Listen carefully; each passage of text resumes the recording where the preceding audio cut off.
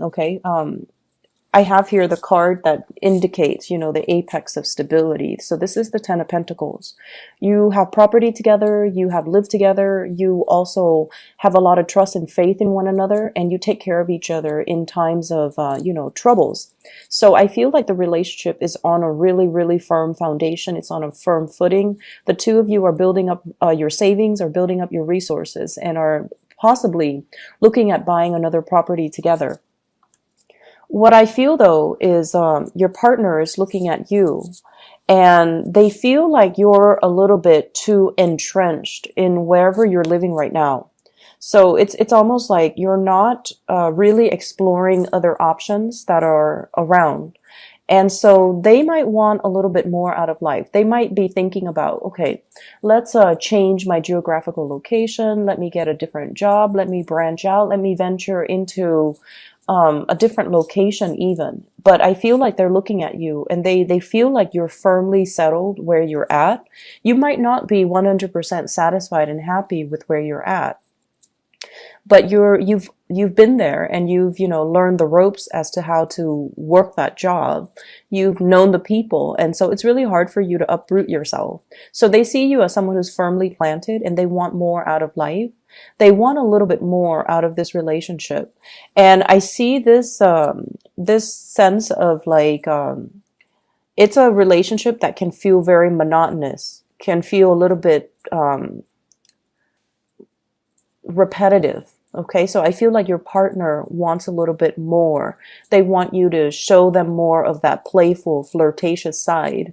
They also want a little bit more passion, more chemistry, more spontaneity in the relationship. If you're out there single and you're meeting new people, or you're trying to establish new connections and you're dating, I feel almost like you want to flirt. You want to show someone that you're interested in them. But I also feel this element about body image issue, and it flows both ways. But I feel like your partner might also be a little bit, you know, like they want to experiment a little bit more in the bedroom. But it seems like there are issues with self-image, body image. There's issues with discomfort when it comes to the way that your body, your other the person you're dealing with sees their body. They might have packed on a few pounds. They might be feeling aches and pains. So there's some levels of discomfort. And so while the passion is really strong, I just feel like one person feels a little bit uncomfortable for whatever reason. And you're trying to, you know, be loving and nurturing, and trying to kind of ease their discomfort. And you're trying to bring more love and passion into the relationship, but it's a little bit challenging. I also feel as well, your partner, there is flirtation outside the relationship. It's almost like they might be, you know, talking to coworkers. They might be in a new work environment, and they're talking about someone a lot to you. And I feel like there is this sense of jealousy and also intimidation. You're not a sign that gets jealous. And I feel like, you know, you screen your partner out really well before you get involved with them. And so I feel like there is, I feel a partner who's being a little bit careless when they are talking so adamantly about somebody who is outside of the relationship. And I feel like it's making you kind of roll your eyes and say like, are you really saying all of this to me? So they're a little bit careless, and I feel like they admire somebody a lot, and so they're bringing that energy into your relationship when it might not be appropriate. The fire sign, Sagittarius, Aries, or Leo that you're dealing with, this is someone who's very, very beautiful, very popular, very popular. They have a lot of acquaintances. They know people from all walks of life. And as a result of it, their energy might be spread very, very thin. There might be geographical distance between you and this person. They're traveling a lot. They're busy a lot. And so I feel there's an element here about you wondering what they're doing, wondering what they're up to, wondering where they are. And I also feel as well, you know,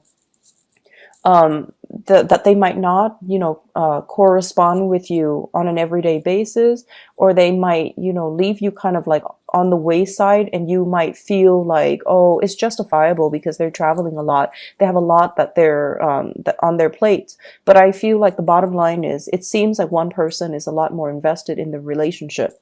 So it could be from your end to theirs or their end to you. And I feel like either way, there needs to be a coming together between two people in the relationship sector. You and whoever you're dealing with, there needs to be a lot more communication.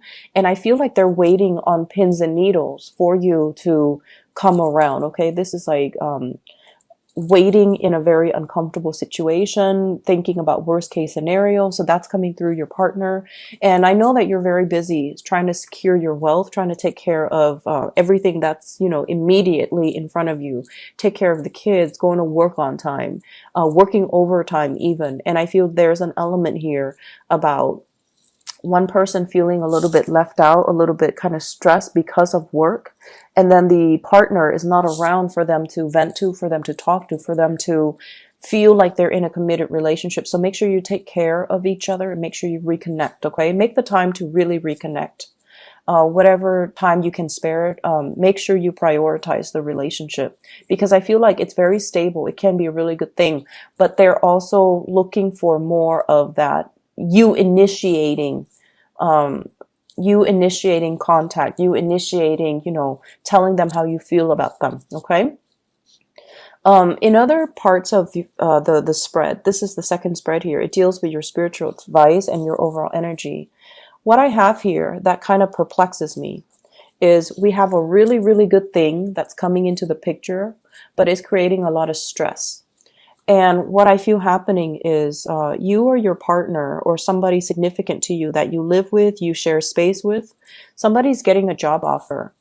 And I feel like it is kind of like overturning, or it's complicating a situation. Okay, so it's making a situation more complicated. It could be you have a coworker and now you got promoted and you're overseeing the coworker. So that can be a little bit awkward. Okay. Your partner might have a job offer and it requires that they travel, for example, and that's going to be difficult because then it's going to lead to a long distance relationship. And then I see for other people, the third scenario that's playing out is there's a new job that you might have signed a contract for. And then you have a new job that's coming in, but you can't take the new job, even though it's something that you wanted, because you already signed a contract.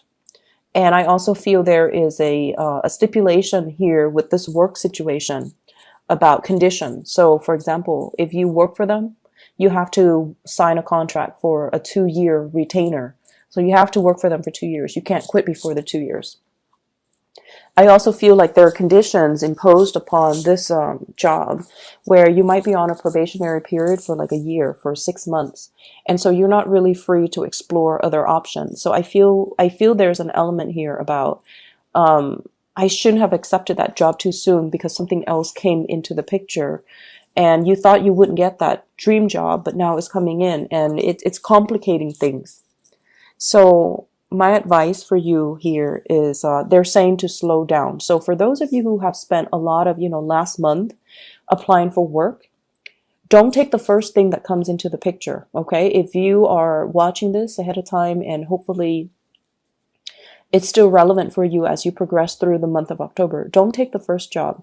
Make sure what else is coming through, because you might be on pins and needles, waiting for job offers, waiting for callbacks, waiting for interviews, waiting to find out the results for interviews. And you're at a point too where you're like, oh, they're never going to call me back. They don't want me. And then all of a sudden the floodgates open and you get a bunch of communication, people calling you in for second, third interviews, people calling you in and asking you, when can you start? And people calling you in and telling you, you're a really, really top candidate and we really want you on board. And so the floodgate's going to open for you. And it's going to create, a lot of new opportunities. It will bring a lot of communications as it pertains to work and new job offers. And so be patient, okay? Don't think about worst case scenarios. Don't project negative energies into something that is still brewing. It's still in the works. So don't talk yourself into things. I'm not good enough. They're not going to call me. I'm not qualified enough. Don't do any of that, okay? Imbue it with positivity. And I feel like this is a card about, once again, holding back a little bit, see what else is on the offing, and make sure you ask a lot of questions so that you are not blindsided but by whatever's coming in. But both of these major arcana cards, it's all about not jumping the gun, being a little bit more methodical, being a little bit more patient, and being a little bit more, contained, so that when the right job comes into the picture, it's okay. Like, you will know right away, this is my dream job, and that it's going to, it's exactly what I want. So for example, if you've already accepted a job and then your dream job comes in, I feel honestly, this is not something that you do because you guys have a very strong sense of loyalty and commitment. You don't want to tell the first employer, I'm sorry, I accepted it too prematurely and now my dream job came in and I have to, turn you guys down and accept this other job. I don't feel like there's anything wrong in doing that. And I feel like if it's your dream job and you can envision yourself being there 5-10 years and to really build a future for yourself, make the necessary steps, whatever you need to do, even if that means turning down a previous employer, so that you can get into a new job. I feel like that's going to be beneficial for you down the line. And if you explain it from the heart, they will understand. Okay. And then bottom line is, if they're giving you a hard time, if they're being petty, if they're being difficult on purpose, and if they're not supportive of that, then you don't want to work in that environment anyways, right? So let's be a little bit more rational about, some of these choices that are made available to you. I feel like some of you are experiencing some health issues, okay? Nine of Swords, Sleepless Night, and the Strength card. Those are traditional health related cards.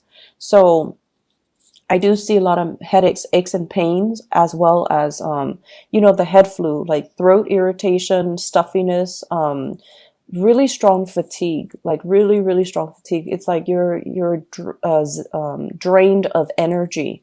So make sure you take care of yourself. Make sure you get your vitamin C. Make sure that, I'm seeing people taking medication here, possibly for insomnia, depression, emotional swings up and down. You might even need to take care of somebody who is undergoing these things. So like I see emotional swings, okay, and I see like very severe aches and pains. So you might be dealing with someone who's trying to recalibrate themselves, get themselves back on track and things like that. So it's a good week overall to take it easy, nurture your relationship. And for those who are applying for work, you have some wonderful things that are coming in. So don't fret. Wait for them to gradually come in. Buy yourself some time. Don't rush into the first thing that sounds good. Buy yourself some time to let things kind of organically play out so that you can choose the best option that's available to you. If you need to see a doctor even, I would say getting a second, third opinion. I feel like it is going to be more beneficial for you down the line, okay? It's just so you can have that peace of mind.